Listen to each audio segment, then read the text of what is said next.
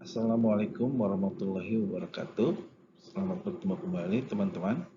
Kali ini kita akan membahas akuntansi PPN dan PPNBM di pertemuan keempat. Jadi setelah pertemuan 1-3 kita membahas tentang bagaimana itu PPN. Di pertemuan keempat ini bagaimana secara akuntansi pencatatan dan pengakuan PPN dan PPNBM.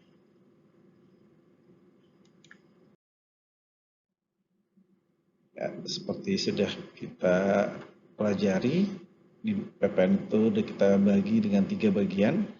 Ini sudah hampir seluruh mengenai PPN ini sudah kita pelajari. Insya Allah teman-teman sudah kuasai.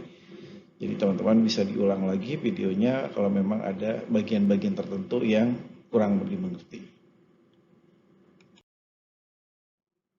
Oke, kita sekarang masuk ke pertemuan keempat.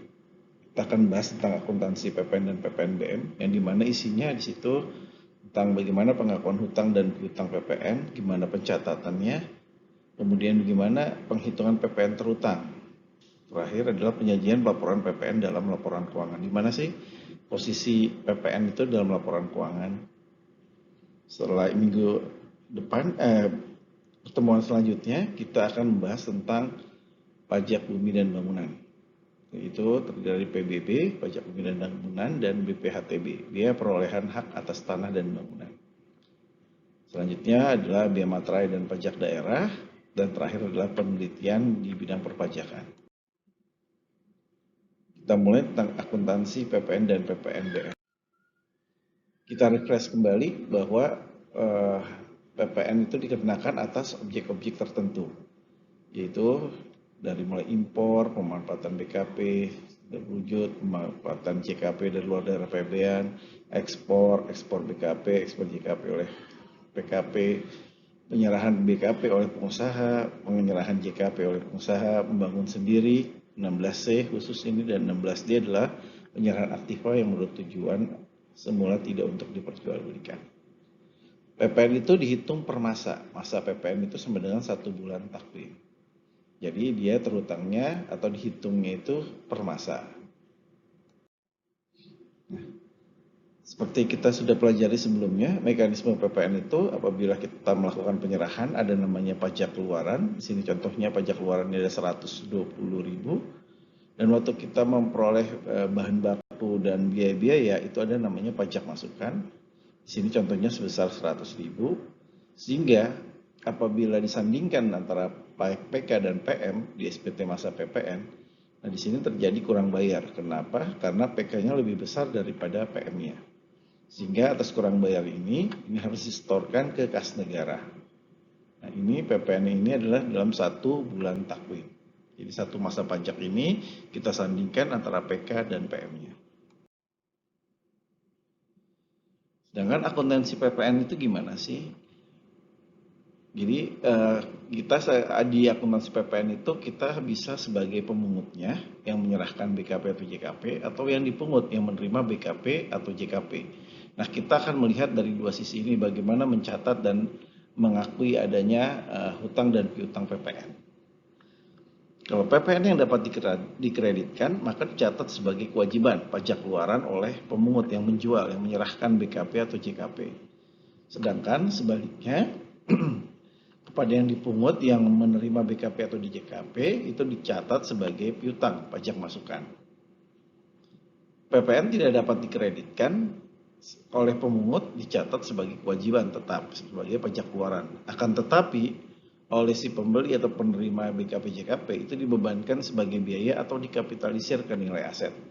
Ya contohnya pembelian sedan. Sedan itu tidak dapat dikreditkan pajak masukannya sehingga dimasukkan ke dalam harga sedannya. Gitu. Jadi jelas ya kalau PPN dapat dikreditkan, PK buat penjual, PM buat pembeli. Kalau yang tidak dapat dikreditkan, penjualnya tetap PK, pembelinya dijadikan biaya. Nah, gimana apabila terjadi retur? Maka apabila terjadi retur itu akan mengurangi debit kewajiban pajak keluaran. Jadi akan mengurangi nilai utangnya. Sedangkan buat yang dipungut akan mengurangi kredit atau piutangnya, pajak masukan. Dan ingat, ini semua kita catat dalam 1 masa PPN, 1 bulan takwim. Contohnya adalah ini, pembelian dan penjualan tunai PT XYZ distributor bahan kimia pada tanggal 14 Januari 2018 membeli barang dagangan secara kas. Kuantitas pembeliannya adalah 10.000 kg, harga BKP-nya adalah Rp 20.000 per kilogram dan diberikan potongan tunai sebesar 10%. Bagaimana contohnya penjurnalannya? Sebelum kita melakukan penjurnalan, kita hitung dulu berapa PPN yang terhutang atas transaksi pembelian dan penjualan tunai tersebut. Oke, pembelian di sini 10.000 kg, harga per unit 20.000, sehingga total harganya adalah 200 juta. Dan ada diskon 10%, maka nilainya adalah 20 juta. Sehingga DPP-nya adalah 180 juta.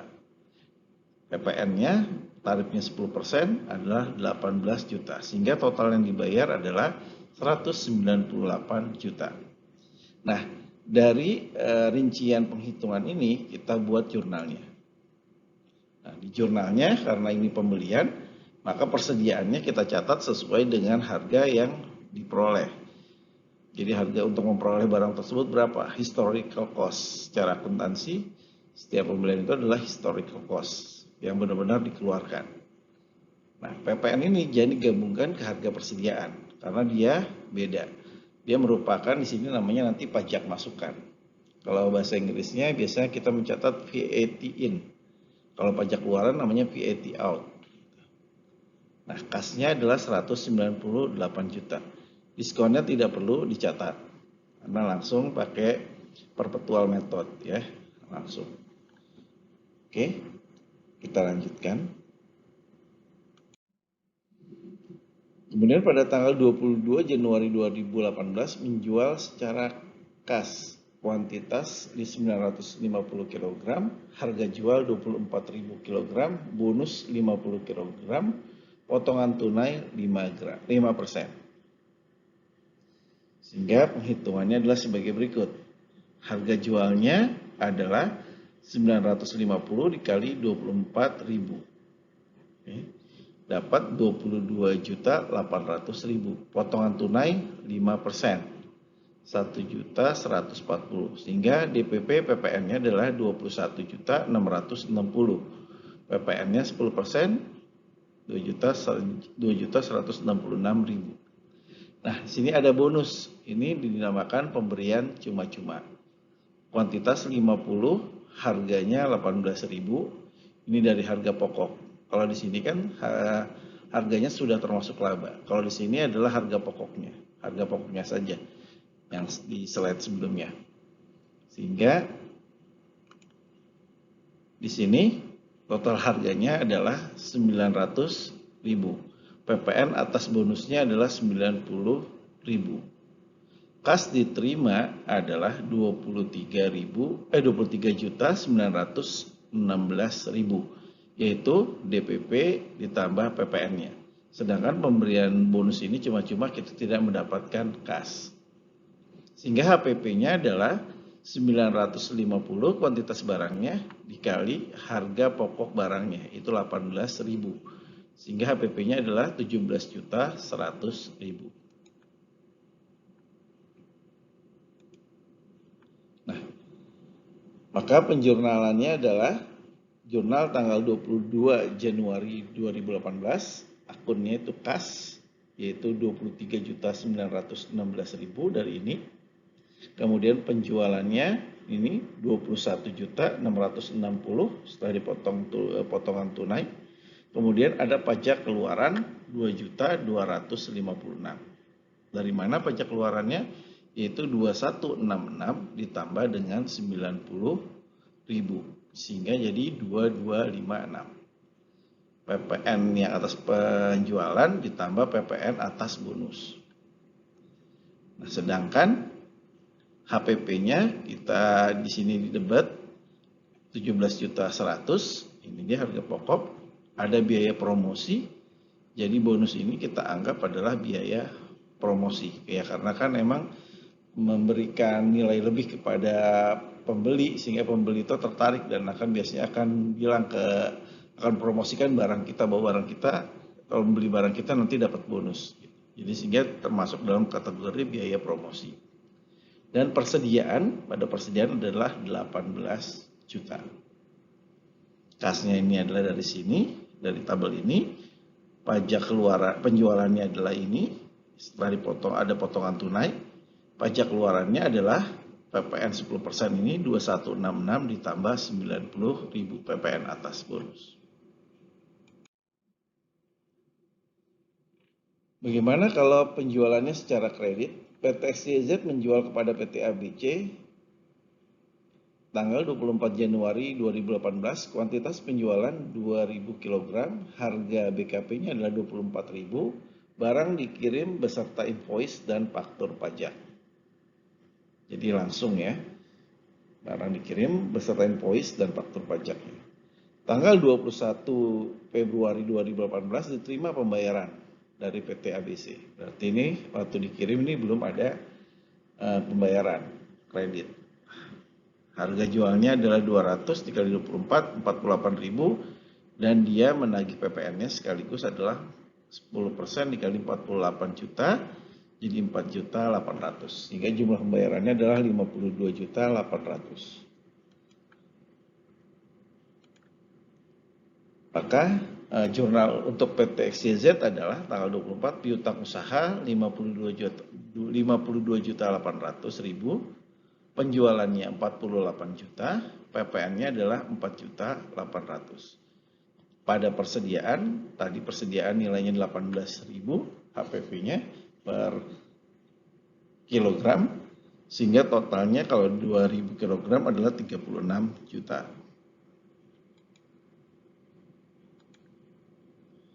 Nah, kemudian ketika dibayar tanggal 21 Februari 2018, jurnalnya adalah kas pada piutang usaha. Kenapa PPN tidak dicatat di sini? Padahal PPN sudah ditagihkan ketika dilakukan pembayaran. Iya, karena saat terutang PPN adalah saat penyerahan. Jadi walaupun belum dibayar, ini sudah terutang PPN. Sehingga apabila memang kreditnya lama, dibayarnya lama, terpaksa nanti adalah si penjual ini akan menalangi dulu PPN-nya.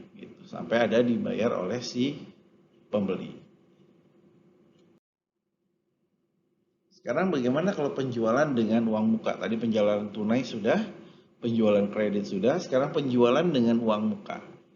PT XYZ menjual kepada PT DEF 2.000 kg dengan harga 24.000 juga, sehingga totalnya adalah 48 juta. Pada tanggal 25 April 2018 diterima uang muka 11 juta termasuk PPN. Tanggal 30 April 2018 barang dikirim beserta invoice. Tanggal 12 Mei 2018 diterima sisa pelunasannya. Nah, ini bagaimana penjurnalannya ketika diterima penyerahan uang muka dan pelunasan. Nah, pada saat tanggal 25 saat diterima uang muka, maka jurnalnya adalah di sini faktur pajak sudah dibuat, tapi hanya sebesar uang mukanya saja, yaitu 10 juta. Karena 11 juta ini sudah termasuk PPN. Jadi DPP-nya adalah 10 juta. Jadi rumusnya untuk mencari DPP-nya kalau sudah termasuk PPN adalah 100 per 110 dikali nilai yang dibayarkan atau yang ditagihkan. Jadi untuk mencari DPP atas suatu transaksi yang termasuk PPN, rumusnya adalah 100 per 110. Jadi kita mencari hanya DPP-nya aja berapa. Nah, sehingga PPN-nya 10% adalah 1 juta. Kemudian di tanggal 30 April dibuatkan faktur pajak. Nah, karena yang 10 juta sudah dibuat patut diterima uang muka, sehingga ketika barang dikirim tanggal 30 April ini hanya sisanya dari 48 juta, sehingga 48 juta dikurang 10 juta adalah 38 juta dan PPN-nya adalah 10%, 3,8 juta. Kemudian ketika diterima sisa pelunasan di tanggal 12 Mei sudah tidak ada lagi pencatatan karena faktur pajak tidak diterbitkan dan tidak ada lagi transaksi faktur pajak gitu. Nah, nanti gimana proses pencatatannya? Oke. Nah, saat menerima uang muka tanggal 25 April 2018, PT XYZ harus menerbitkan faktur pajak untuk uang muka. Uang diterima 11 juta sehingga DPP-nya adalah 100 per 110 dikali 11 juta sama dengan 10 juta. PPN-nya 10% kali 10 juta sama dengan 1 juta. Sehingga jurnal PT XYZ adalah kas bank 11 juta, pajak luaran 1 juta, uang muka penjualan 10 juta. Sedangkan PT DEF akan mencatat lawan transaksinya uang muka pembelian, pajak masukan 1 juta, kas dan bank adalah 11 juta. Jadi kebalikannya. Di sini adalah uang muka penjualan, di sini uang muka pembelian. Pajak luaran sudah diakui, di sini juga pajak masukan sudah diakui. Saat pengiriman barang, faktur pajak diterbitkan atas sisa harga jual dikurangi uang muka. Harga jualnya adalah 48 juta dikurangi uang muka 10 juta sehingga piutangnya adalah 38 juta. Sehingga PPN-nya adalah 3.800.000 dari total semua sisanya dari total semua yang harus dibayarkan adalah 41.800.000 termasuk PPN. Jurnal pada saat pengiriman barang adalah tanggal 30 piutang usaha 41.800.000 karena mengandung DPP harga jualnya dan PPN-nya. Kemudian ada uang muka penjualan 10 juta kita kurangi, jadi uang mukanya sudah kita kurangi, baru penjualan diakui di sini. Karena untuk mengakui penjualan maka uang muka penjualan didebetkan, dihilangkan, diganti di sini jadi penjualan. Kemudian ada pajak masuk keluaran sebesar 3.800.000. HPP-nya adalah 36 juta dari 18.000 dikali 2.000 ya, 22.000 ya. Jadi 36 juta. Sedangkan jurnal di PT DF-nya adalah persediaan 48 juta karena sudah dikirimkan barang masuk persediaan, pajak masukannya sisanya aja 3.800.000 karena di sini pajak keluaran 3.800.000 sehingga pajak masukan di sini pun 3.800.000. Uang muka pembelian hilang, hutang usaha ada 41.800.000.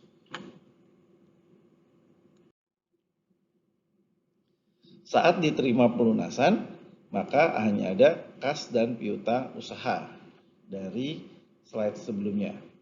Juga sama, utang usaha pada kas atau bank. Sekarang adalah membahas tentang PPN atas pemanfaatan jasa kena pajak dari luar daerah pabean atau di dalam daerah pabean. Tadi adalah barang, sekarang jasa. Ketika WP luar negeri atau WP dalam negeri itu menyerahkan jasa kepada kita akan memberikan imbalan.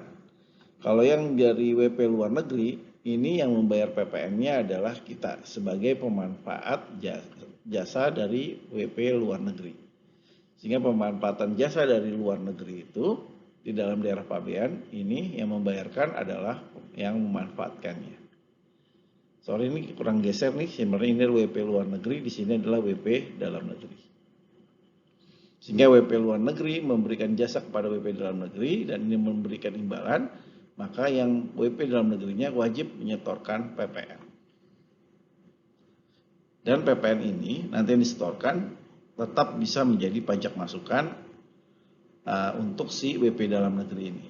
Makanya kenapa ada SSP dipersamakan dengan faktur pajak. Sehingga SSP yang disetor ini akan dipersamakan dengan faktur pajak masukan buat si WP dalam negeri yang memanfaatkan jasa kena pajak dari luar negeri. Nah, Januari contohnya gini, Januari tahun 2018 PT Glodok memanfaatkan jasa perbaikan jaringan IT dari Com Incorporation asal Australia. Nilai penggantian jasa 50 US dollar, kurs Menteri Keuangan 9.000, kurs setengah BI adalah 9.200. Sehingga untuk menghitung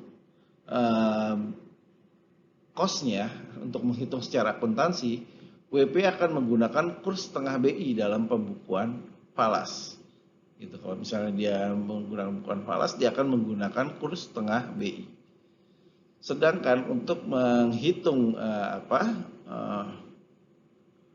PPN itu dia harus menggunakan kurs Menteri Keuangan. Oke, kita coba hitungnya di sini. DPP PPN adalah 50.000.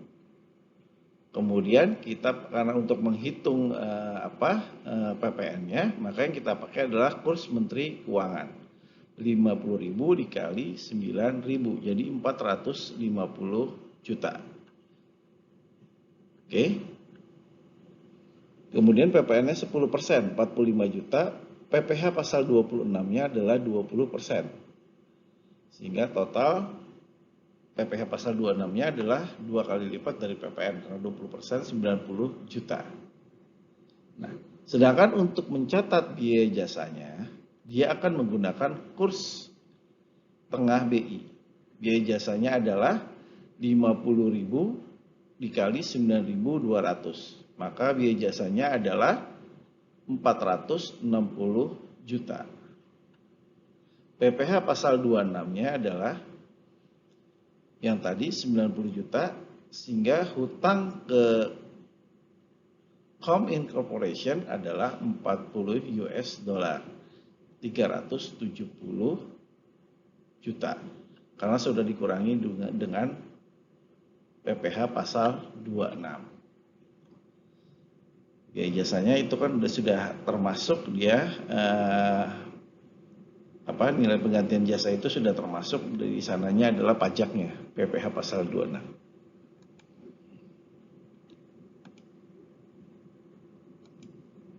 Oke, jurnalnya adalah biaya perbaikan 460 juta ini.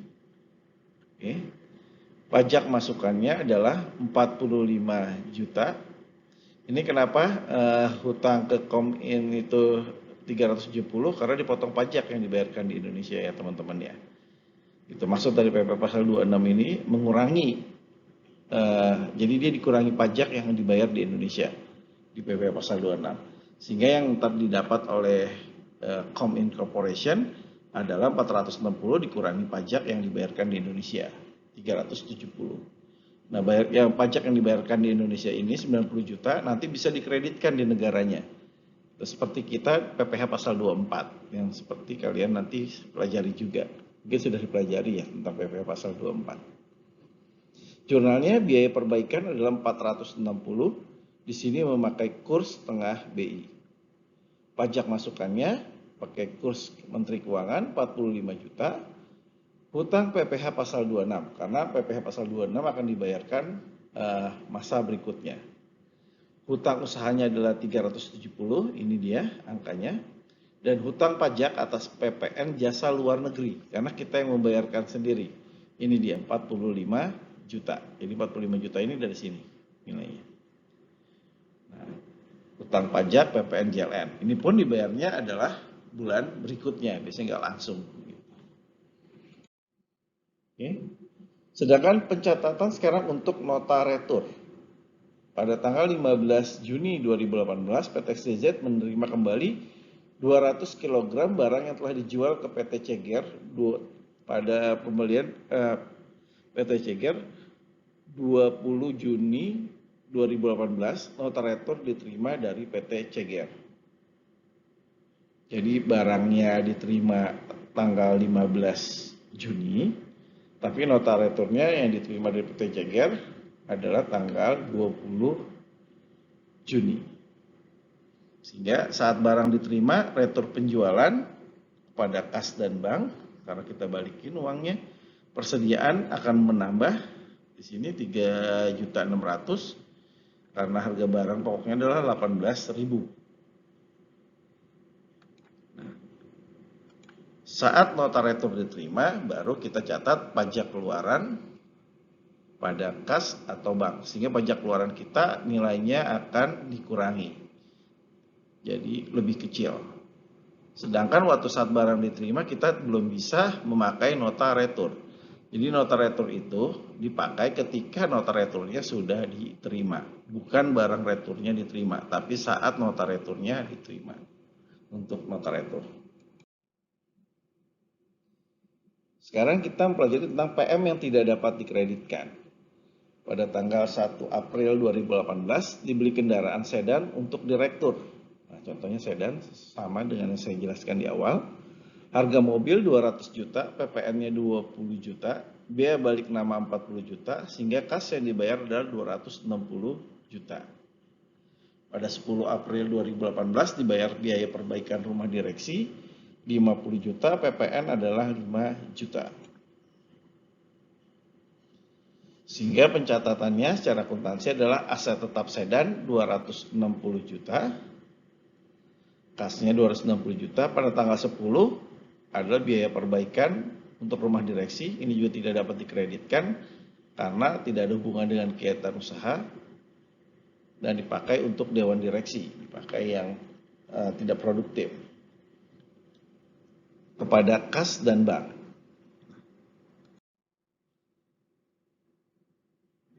Kemudian bagaimana menjurnal untuk SPT pada akhir masanya gitu. Gimana pada akhir masanya kita menjurnalnya. PPN keluaran 20 juta, kredit pajak ada PPN masukan 18 juta, sehingga yang kurang bayar adalah 2 juta karena pajak keluaran lebih besar daripada pajak masukan. Sehingga terjadi kurang bayar.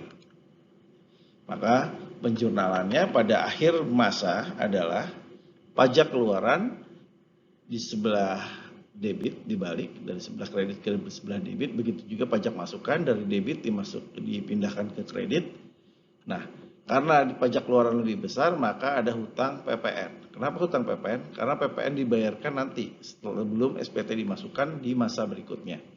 Paling lambat adalah akhir bulan pada masa berikutnya. Misalnya ini bulan Maret, maka sekarang bulan Juli, maka paling lambat nanti adalah 30 Agustus. 30 Agustus itu paling lambat menyampaikan SPT masa PPN. Nah, apabila PPN SPT masanya kurang bayar, maka pembayaran PPN itu paling lambat sebelum SPT disampaikan.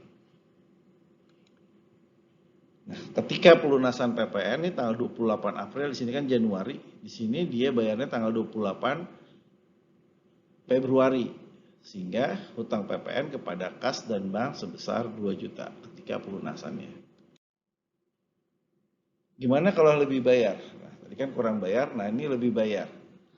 Lebih bayarnya ada 2 bulan, pertama di bulan November, PPN keluarannya 5.422, pajak masukannya 18 juta. Sehingga lebih bayarnya adalah 12.578.000. Karena di November belum boleh direstitusi, sehingga dia kompensasi ke Desember. Sehingga dikompensasi ke masa berikutnya, mengurangi jadi nggak ada yang direstitusi. Sehingga di Desember, di sini dia ada pajak keluaran 11 juta, pajak masukannya nggak ada, tapi dia ada kompensasi yang dari November pindah ke sini. Sehingga tetap terjadi lebih bayar karena pajak masukannya tetap lebih besar, yaitu 12.578, sehingga lebih bayarnya menjadi 1.578, dan ini direstitusi di Desember dimintakan. Nah, apabila diminta restitusi biasanya dilakukan pemeriksaan dari kantor pajak. Nanti hasil lebih bayarnya berbentuk surat ketetapan pajak lebih bayar. Jurnalnya ketika November dikompensasi adalah pajak keluaran kepada pajak masukan. Karena ini adalah pajak keluarannya 5.400.000, pajak masukannya 5.422. Sehingga masih ada sisanya pajak masukan dan itu akan dibawa ke Desember. Sehingga di Desember nanti pajak keluaran 11 juta, piutang restitusi 1.578 dari sini. Pajak masukannya adalah 12.578. Nah, jadi menjadi piutang nih, karena kita anggap nanti akan dikembalikan dari kantor pajak. Nah, bagaimana kita kalau misalnya ada penyerahan yang terhutang PPNBM? Tadi kan terutang PPN. Sekarang gimana terutang PPN dan PPNBM? Nah, masih kita ingat pelajaran tentang PPNBM? PPNBM dikenakan kepada saat impor barang mewah. Ini sudah terutang PPN. Nah, impor barang mewah ini bisa ke non-pabrikan. Jadi kalau ke non-pabrikan, terutang PPN hanya pada saat impor. Ketika penyerahan kepada distributor, ini tidak terutang PPNBM. Begitu juga ke pengecer barang mewah, sampai ke konsumen barang mewah sudah tidak lagi dipungut PPN. Hanya sampai importir non-pabrikan. Nah, tetapi kalau barang mewahnya diimpor oleh pabrikan barang mewah dan barang mewah ini diserahkan ke distributor, maka pabrikan ini akan mengenakan juga di level distributor. Tapi setelah distributor ke sana sudah tidak dikenakan lagi. Hanya sampai distributor. Pencatatan akuntansi atas penyerahan yang terutang PPN ada contohnya seperti ini. PT Permata adalah pabrikan untuk memproduksi BKP tergolong mewah. Untuk memproduksi PT Permata memerlukan impor bahan baku yang tergolong mewah. Pada tanggal 20 Maret 2018 PT Permata mengimpor bahan baku. Nilai CIF-nya, cost insurance and freight-nya adalah 30.000 US dollar. Kurs setengah BI 9.500, kurs Menteri Keuangan 9.940 rupiah. Tarif biaya masuk 2,5%, PPN 20%, PPN impor 10%, PPh pasal 22 adalah 2,5%. BP mencatat pembukuan falas dengan kurs setengah BI. Jadi informasinya seperti itu. Maka kita menghitung CIF-nya dulu untuk menghitung berapa PPNBM yang dikenakan. CIF-nya adalah tadi 30.000, kemudian ada biaya masuknya 2,5%, jadi 750 rupiah, sehingga total DPP-nya adalah 30.750 US dollar, sorry bukan rupiah, US dollar ya, 30.000 US dollar ditambah 750 US dollar, totalnya adalah 30.750 US dollar. Oke. Kemudian PPNBM-nya adalah 20% dari DPP, yaitu 6.150 US dollar. Dan yang dipakai adalah kurs Kementerian Keuangan. Ya, ini dia. Dari penjumlahan nilai impor CIF ini dengan kursnya, kurs Menteri Keuangan, maka akan didapatkan nanti nilai dari DPP-nya. DPP-nya berapa? Kemudian PPNBM-nya adalah 20% dikali DPP, ini juga dalam US, kemudian dikalikan kurs Menteri Keuangan, sehingga hasilnya didapat ini dia, PPNBM-nya. Sama aja, mau dikalikan di US dollarnya ataupun dikalikan ke rupiahnya sama saja, tapi lebih amannya adalah tetap pakai US dollar, kemudian baru dikali kurs Menteri Keuangan. Sehingga dari sini nilai bahan bakunya ketahuan. Karena kalau langsung pakai rupiah sini, nanti untuk nilai bahan bakunya tidak akan diketahui. Sehingga nilai bahan bakunya secara dolar adalah 36.900 US dollar. Di sini PPN impornya adalah 10%, tetap pakai kurs Menteri Keuangan. Dari sini ya, angkanya dari DPP dikali 10% jadi 3075. 30.750 US dollar dikali 10% 3.075 dikali kursnya 28.905.000. PPh pasal 22-nya adalah 2,5%, 769. Sehingga pencatatan nilai bakunya adalah CIF-nya adalah 30, kemudian ada biaya masuk 750, kemudian ada PPNBM 6.150. Nah, PPNBM inilah yang masuk nilai bahan baku. Kenapa PPN impor dan PPh 22 tidak masuk ke nilai bahan baku? Karena PPN impor ini akan menjadi pajak masukan. Dan PPh 22 ini nanti merupakan kredit pajak di PPh badan. Sehingga tidak dimasukkan ke dalam harga pokok dari bahan baku. Sehingga ada bahan bakunya ini hanya nilai CIF, biaya masuk, dan PPNBM. Dapat 36.900. Nilai bahan bakunya adalah 349.860. Dengan catatan nilai CIF-nya tetap memakai nilai kurs Menteri Keuangan. Biaya masuknya dia pakai kurs setengah BI. Jadi untuk CIF, untuk pencatatan sebagai nilai bahan baku, dia menggunakan kurs setengah Bank Indonesia. Sehingga pencatatannya adalah seperti ini. Jurnal PT Permata tanggal 20 Maret 2018, persediaan 349.860. Pajak masukan impornya adalah 28.905.000. Piutang pajak PPh pasal 22-nya ini 7.226.250. Kas yang dibayarkan adalah 100.991.250. Dan utang usahanya adalah 285 juta. Dari mana 285 juta ini? Nilai CIF-nya. Karena nilai hutang usahanya yang benar. Dan sisanya ini harus ditutup dengan kas. Karena kita yang bayar duluan nih. Biaya masuknya kita yang bayar, PPNBM-nya kita yang bayar, PPN impor kita yang bayar, PPh 22 juga kita yang bayar. Ini dia jumlahnya. Sehingga nggak usah dicari yang berapa kasnya. Lihat aja nanti hutang usaha berapa. Di sini adalah nilai CIF-nya. Sisanya adalah kas. Seperti itu. Kemudian PT Permata menjual hasil produknya kepada PT Berlian. Harga jual DPP 150 juta, PPNBM 20%. Harga jual DPP 150 juta, PPN 20%, 30 juta. Ini karena dia pabrikan ya. Pabrikan ngejual, maka dia dikenakan PPNBM. PPN 10%, 15 juta, jumlah yang ditagih adalah 195 juta. Jurnal PT Permata, piutang usaha 195 juta, penjualan 150 juta, pajak keluaran 15 juta, hutang PPNBM 30 juta. Sedangkan PT Berlian adalah persediaan 180 juta, yaitu 150 ditambah 30 nih, 30 juta PPNBM-nya.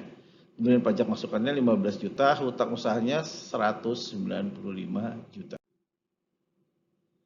Kemudian PT Berlian menjual barang yang dibeli dari PT Permata kepada para pengecer. Harga jual DPP-nya 200 juta, PPN 10% 20 juta. Jurnal PT Berlian, piutang usaha 220 juta, penjualan 200 juta, pajak keluaran 20 juta, HPP-nya adalah 180 juta. Ini persediaannya. Oke. Sekarang kita lanjutkan ke PPN pemakaian sendiri. Ini diatur dalam PP nomor 1 tahun 2012 tentang peraturan pelaksana Undang-Undang PPN. Jadi kalau untuk lebih memahami PPN, teman-teman bisa baca Undang-Undang PPN dan peraturan pelaksananya, yaitu PP nomor 1 ini tahun 2012. Di situ disebutkan pemakaian sendiri BKP adalah pemakaian barang kena pajak untuk kepentingan pengusaha sendiri, pengurus atau karyawannya. Ini sudah dibahas sebelumnya kita di pertemuan pertama, baik barang produksi sendiri maupun bukan produksi sendiri. Pemakaian sendiri JKP adalah pemakaian jasa kena pajak untuk kepentingan pengusaha sendiri, pengurus, dan karyawannya. Kita ulang lagi ya, biar merefresh. Pemakaian sendiri BKP atau JKP untuk tujuan produktif adalah pemakaian BKP dan atau JKP yang nyata-nyata digunakan untuk kegiatan produksinya, selanjutnya atau untuk kegiatan yang punya hubungan langsung dengan kegiatan usaha pengusaha yang bersangkutan, yang meliputi kegiatan produksi, distribusi, pemasaran, dan manajemen. Seperti apa contohnya nanti kita bahas. Pemakaian BKP dan atau pemakaian JKP untuk tujuan produktif tidak dipungut PPN dan PPNBM untuk kemudahan administrasi, kecuali untuk kegiatan yang atas penyerahannya tidak terutang pertambahan nilai atau mendapat fasilitas dibebaskan dari pengenaan pajak pertambahan nilai. Jadi pemakaian BKP dan atau pemakaian JKP untuk tujuan produktif ini dia tidak dipungut PPN dan PPNBM. Kecuali untuk kegiatan yang atas penyerahannya tidak terutang PPN. Jadi kalau misalnya dia melakukan penyerahan yang tidak terutang PPN, contohnya apa? Susu. Kalau dia menyerahkan susu walaupun dalam kemasan susu itu, dia tidak terutang PPN.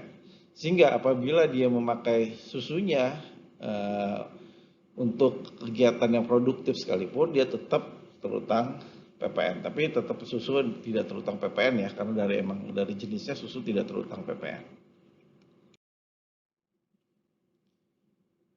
Penyerahan barang kena pajak, pemakaian sendiri, pemberian cuma dan atau pemberian cuma-cuma merupakan barang kena pajak.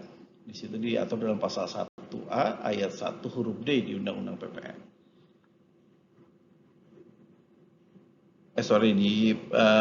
Di PP 1 tahun 2012. Penjelasan yang dimaksud dengan pemakaian sendiri adalah pemakaian untuk kepentingan pengusaha sendiri, pengurus, atau karyawan, baik barang produksi sendiri maupun bukan produksi sendiri. Yang dimaksud dengan pemberian cuma-cuma adalah pemberian yang diberikan tanpa pembayaran baik barang produksi sendiri maupun bukan produksi sendiri, seperti pemberian contoh barang untuk promosi kepada relasi atau pembeli. Pemakaian sendiri di Cap 87 tahun 2012 dan SE 04 tahun 2012. Pemakaian sendiri terdiri dari pemakaian sendiri untuk tujuan produktif dan untuk tujuan bukan produktif. Pemakaian sendiri untuk tujuan produktif tidak termasuk dalam pengertian penyerahan BKP dan tidak terutang PPN. Tadi ya sudah dibahas juga. Pemakaian sendiri yang bukan untuk tujuan produktif dikenakan PPN. Atas pemberian cuma-cuma, BKP baik yang dilakukan secara tersendiri atau menyatu dengan barang yang dijual, serta atas pemberian cuma-cuma JKP, terutang PPN dan harus diterbitkan faktur. Ini lebih diagramnya ya, lebih memudahkan. Pemakaian sendiri BKP atau JKP itu pada dasarnya terutang PPN. Tapi kalau untuk tujuan produktif dilakukan pemungutan PPN selama outputnya itu adalah penyerahan yang tidak terutang PPN atau dibebaskan PPN. Tapi tidak dilakukan pemungutan PPN, tidak dibuat faktur pajak kalau outputnya memang penyerahan yang terutang PPN. Sedangkan kalau untuk tujuan konsumtif tetap dilakukan pemungutan PPN, dibuatkan faktur pajak. Pemakaian sendiri untuk tujuan produktif tidak perlu dibuat faktur pajak sebanyak digunakan untuk melakukan penyerahan yang terutang PPN. Contoh pemakaian sendiri, pabrikan ban. Unit produksi ban, pemakaian sendiri untuk truk pengangkut ban. Jadi truk pengangkut bannya memakai ban buatan sendiri, sehingga tidak dilakukan pemungutan PPN, tidak dibuat faktur pajak. Sedangkan kalau untuk diberikan kepada angkutan umum, ini dilakukan pemungutan PPN, ada faktur pajaknya. Karena outputnya adalah penjualan ban, ini outputnya jasa angkutan umum, tidak terutang PPN.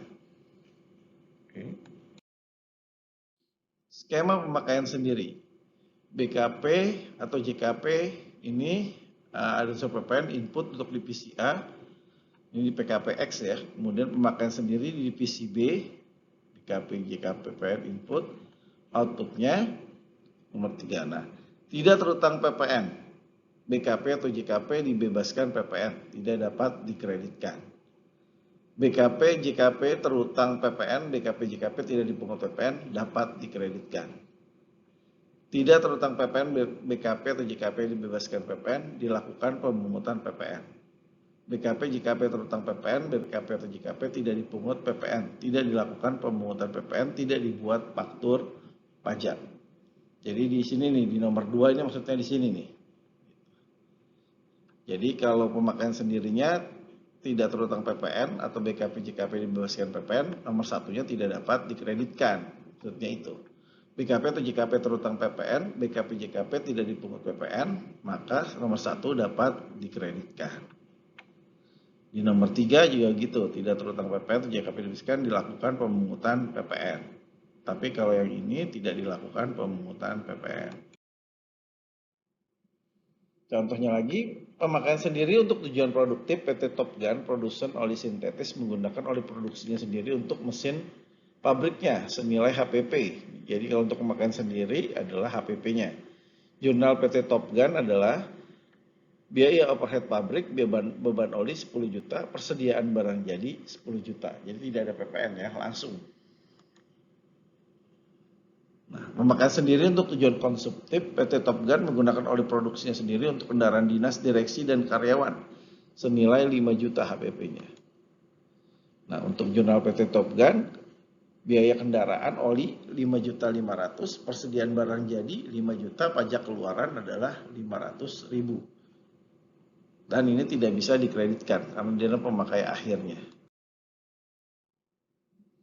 Setelah yang tidak dapat dikreditkan, kita belajar lagi di sini tentang gimana akuntansi atas PPN yang melakukan pedoman penghitungan kreditan pajak masukan bagi PKP yang melakukan penyerahan yang terutang PPN dan penyerahan yang tidak terutang PPN. Yang kemarin dipelajari ya, jadi ada yang dia menyerahkan terutang PPN dan tidak terutang PPN. Contohnya rumah sakit, yang rawat inapnya itu tidak terutang, sedangkan yang rawat jalannya adalah terutang PPN. PM yang dibayar terhadap BKP JKP itu dia pakai dengan persentase. Nah ini dia.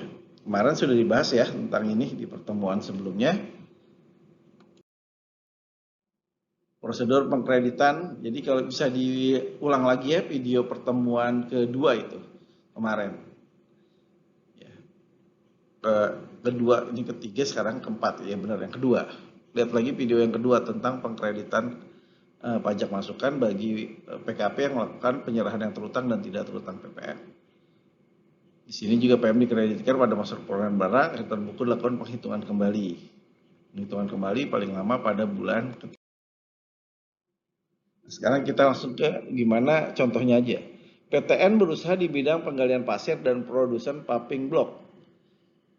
Tanggal Januari 2018 membeli truk yang digunakan baik untuk pengangkutan pasir maupun paving block seharga 250 juta, PPN-nya 25 juta. Penjualan pasir sepanjang tahun 2018 adalah 4 miliar, penjualan paving block adalah 8 miliar, sehingga total penjualan adalah 12 miliar. Biaya PM yang digunakan oleh unit usaha penggalian pasir dan paving block adalah 15 juta. Ini PM-nya tidak bisa dipisahkan karena dipakai bersama. Maka karena penyerahan penjualan pasir itu tidak terutang PPN, maka PPN masukan yang 15 juta itu tidak bisa dikreditkan semuanya.